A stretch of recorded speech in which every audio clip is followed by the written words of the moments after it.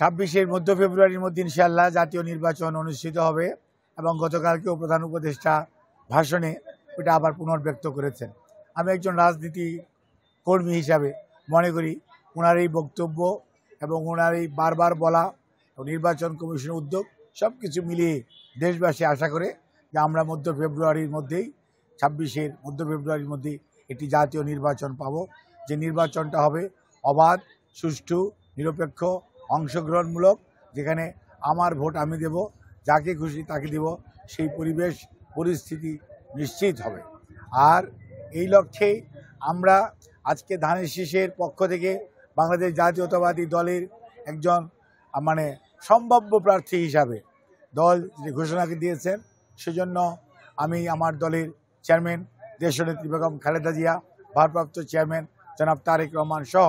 Parliamentary বোর্ডের সকল সদস্যদেরকে, সর্বোপরি দলীয় সকল নেতাকর্মীকে ধন্যবাদ জানাই, কৃতজ্ঞতা জানাই যে আমাকে সম্ভাব্য প্রার্থী হিসাবে এখানে ঘোষণা করা হয়েছে। এবং সেই লক্ষ্যেই আমি আমাদের স্থানীয় নেতৃবৃন্দ অর্থাৎ দিনাজপুর 6-এর আজকে এই মুহূর্তে আমরা দাঁড়িয়ে আছি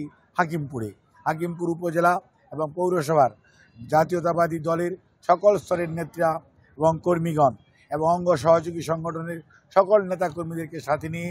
আমরা আমাদের প্রত্যেকটা ওয়ার্ডে, প্রত্যেকটি ইউনিয়নে আমাদের যে জনসংযোগ কর্মসূচি, উঠান বৈঠকের কর্মসূচি, 31 দফার কর্মসূচি, মানুষকে অবহিত করা, মানুষকে ঐক্যবদ্ধ করা, এই লক্ষ্যে আমাদের নেতা কর্মীরা এবং আমরা নিজেরা কাজ করে যাচ্ছি এবং আমরা মানুষের কাছে ব্যাপক সাড়া পাচ্ছি। তার কারণ 79-এর পরে এই প্রথম ধানের শীষ সরাসরি জাতীয় নির্বাচনে দিনাজপুর 6 থেকে ধানের শীষ মার্কা নিয়ে বিএনপি তার প্রার্থীতা ঘোষণা করেছে। কাজেই মানুষের মধ্যে বিপুল উৎসাহ উদ্দীপনা। তবে যে নতুন প্রজন্ম, যাদের বয়স 35-এর নিচে, যারা আগে কখনো ভোট দেওয়ার সুযোগ পায় নাই অথবা ভোট তাদেরকে দিতে দেওয়া হয় নাই, অথবা ধানের শীষ প্রার্থী হিসাবে ওই সময় ব্যালট বাক্সে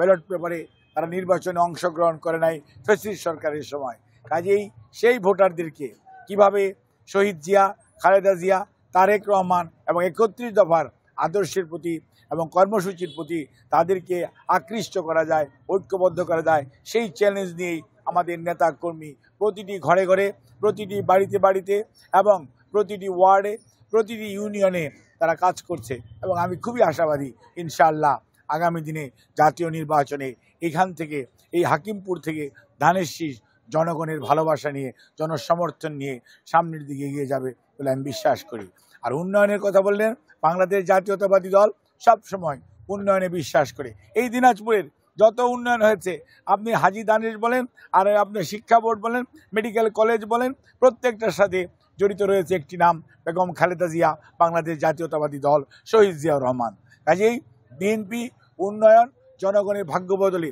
সবসময় কাজ করে, জনগণের পাশে থাকে, কোনো অবস্থাতেই বৈষম্যমূলক কোনো আচরণ কোনো এলাকার প্রতি করে না। কাজে ইনশাআল্লাহ আমরা যদি আগামী দিনে জনগণের ভালোবাসা নিয়ে দেশের সেবা করার সুযোগ পায় বাংলাদেশ জাতীয়তাবাদী দল, অবশ্যই শুধু হাকিমপুর নয়, দিনাজপুর 6 শুধু নয়, সারা বাংলাদেশের উন্নয়নের জন্য, বাংলাদেশের অর্থনীতিকে ধ্বংস করে রেখে যাওয়া স্বৈরাচারের যে অবস্থান, সেখান থেকে বাংলাদেশকে আগামীর বাংলাদেশে রূপান্তর করা এবং সেই সাথে সুশাসনের বাংলাদেশ প্রতিষ্ঠা করার জন্য 31 দফা বাস্তবায়ন করে আমরা আমাদের বৈষম্যহীন উন্নয়নের কর্মসূচি অব্যাহত রাখব এবং হাকিমপুর সেটা থেকে বাইরে যাবে না ইনশাআল্লাহ। হাকিমপুর সবার আগেই, হাকিমপুর পোর্ট বলেন, হাকিমপুরের যোগাযোগ ব্যবস্থা বলেন, হাকিমপুরের শিক্ষা ব্যবস্থা বলেন, হাকিমপুরের স্বাস্থ্য ব্যবস্থা বলেন, এগুলো হচ্ছে সর্বাগ্রে, এটি হবে আমাদের প্রায়োরিটি। ধন্যবাদ।